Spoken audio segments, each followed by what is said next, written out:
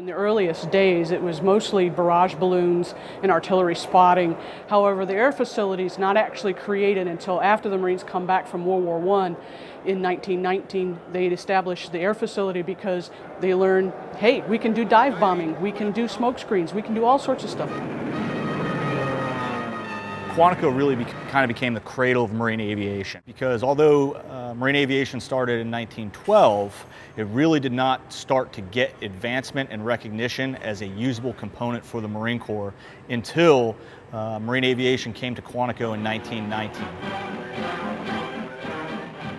And then in the 20s and 30s, that's really what drove the Marine Corps to recognize how important marine aviation is and how it could integrate with the ground forces to create a combined arms effect.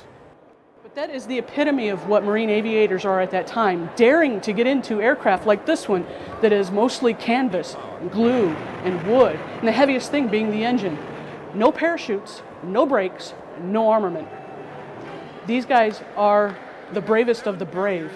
I equate them with the guys who were willing to go across the wheat fields at Belleau Wood in the harrowing machine gun fire that the Germans were throwing. It's just as dangerous.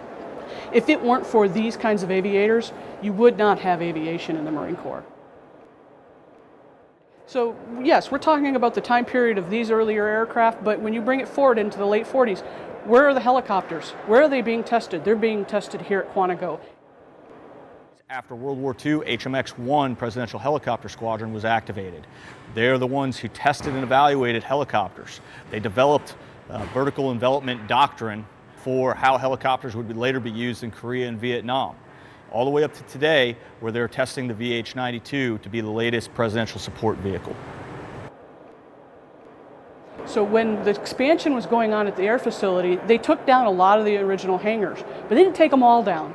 They left at least one of the original hangars as a visible, visceral reminder of the history of aviation, of the air facility, and the Marine Corps' role in it.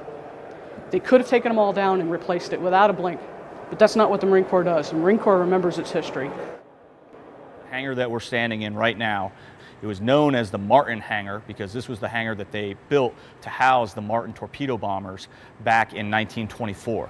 Then in 1937, they moved that hangar to its current location. All these buildings are National Historic Landmarks that need to be preserved and Marines need to be educated about so we don't lose this history.